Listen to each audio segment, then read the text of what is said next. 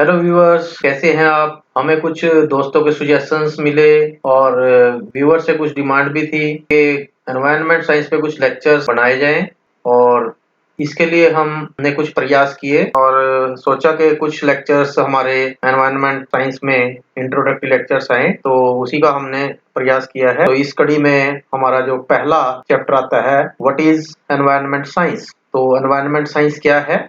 The various components of environment are lithosphere, hydrosphere, atmosphere, and biosphere. These components have different chemical, physical, and biological properties, but they make a dynamic balance with each other for sustainability of life on this universe. This dynamic balance of the environment is totally influenced by the increased population and their activities. तो इसमें यही बताया गया है कि ये हमारा starting chapter है, पर्यावरण विज्ञान क्या है, और इसको हम हिंदी और इंग्लिश दोनों में करेंगे, क्योंकि जैसा डिमांड रहा है उसके हिसाब से। तो अगर इसको हिंदी में बोला जाए तो हम कहेंगे पर्यावरण के विभिन्न घटक, जैसे हमारा थल मंडल, थल मंडल मीन्स लिथोस्फीयर, उसके बाद हमारा जल मंडल जिसको हम बोलेंगे हाइड्रोस्फीयर, और एटमोस्फियर जैसे हमारा वायुमंडल, और बायोस्फीयर जो कि जीव मंडल है।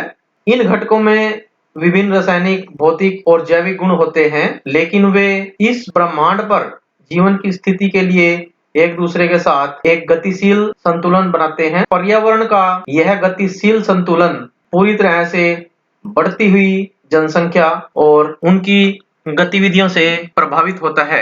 Our Earth has 3 different layers, और अब हम इनको एक एक करके सभी को एक्सप्लेन करेंगे। स्टार्टिंग है lithosphere. The centre of earth is made with core and this core is surrounded by mantle. The part around the mantle is the crust where we live. तो ये हमारा क्या है? सबसे पहला जो थल मंडल है, हमारी पृथ्वी की 3 अलग अलग परतें हैं।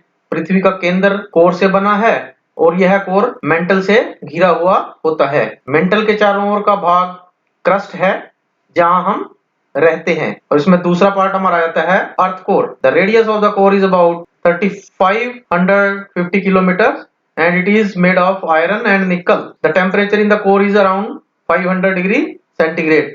तो जो हमारा पृथ्वी का कोर है, पृथ्वी की सतह के नीचे लगभग 3900 किलोमीटर है। कोर की त्रिज्या लगभग 3550 किलोमीटर है और यह लोहे और निकल से बना है। कोर में तापमान लगभग 5000 डिग्री सेंटीग्रेड है। हमारा तीसरा आता है अर्थ मेंटल। तो mental is the interior layer beneath the crust and above the core.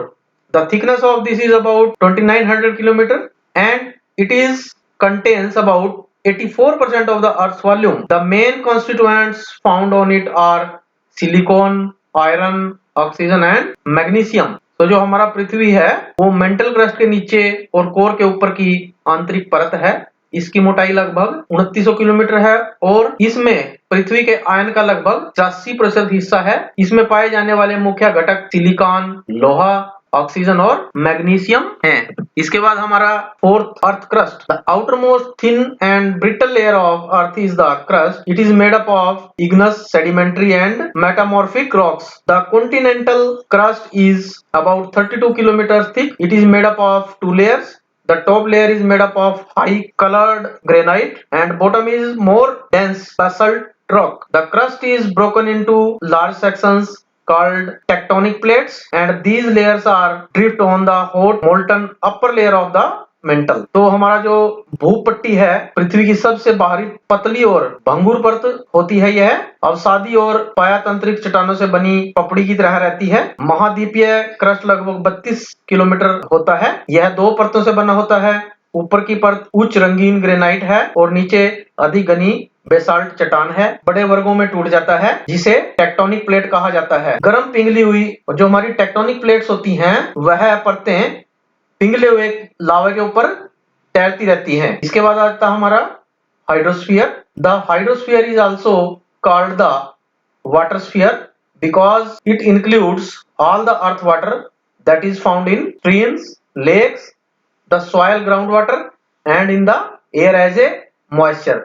और जो हमारा जलमंडल जो रहता है, जलमंडल को जल क्षेत्र भी कहा जाता है क्योंकि इसमें पृथ्वी का वह सारा पानी शामिल होता है जो नदियों, झीलों, मिट्टी के भूतल और हवा में नमी के रूप में पाया जाता है। और इसके बाद हमारा आता है हमारा सराउंडिंग और हमारा अर्थ, उसको कैसे हमारा जो वायुमंडल है उसे हम एक्सप्लेन करेंगे। The earth is surrounded by air which is known as atmosphere. It reaches for 560 kilometers from the surface of earth. With the help of some sensitive instruments from space, we can get a better view of functioning of our atmosphere. The life on earth is supported by this atmosphere. The atmosphere absorbs energy which comes from sun and protect us from high energy radiations. तो क्या होता है, जो हमारा जो वायुमंडल रहता है ना, वो पृथ्वी के आसपास रहता है और पृथ्वी वायु से घिरी हुई है, जिसे वायुमंडल के रूप में जाना जाता है, जो पृथ्वी की सतह से 560 किलोमीटर तक पहुंचती है। अंतरिक्ष से कुछ संवेदनशील उपकरणों की मदद से हम अपने वातावरण की कार्यप्रणाली के बारे में बेहतर जानकारी प्राप्त कर सकते हैं। पृथ्वी पर जीवन इसी वातावरण द्वारा समर्थित है। जो ऊर्जा सूर्य से आती है, वातावरण उस ऊर्जा को अवशोषित करता है और हमें उच्च ऊर्जा विकिरणों से बचाता है। तो ये था हमारा एटमॉस्फेयर यानी कि पृथ्वी के वायुमंडल के बारे में। और इसमें हमारा अगला जो लेक्चर है वो हमारी नेक्स्ट स्लाइड में आप देखेंगे, हमारी नेक्स्ट वीडियो आएगी, वो इससे हमारा दूसरे चैप्टर से हमारा नेक्स्ट उसमें आएगा। और यह सब और यह ज्ञान हम आप तक निरंतर पहुंचाते रहेंगे। आप हमारे चैनल को लाइक, शेयर और सब्सक्राइब कीजिएगा, नेक्स्ट वीडियो की जानकारी आप तक पहुंच सके। Thank you very much.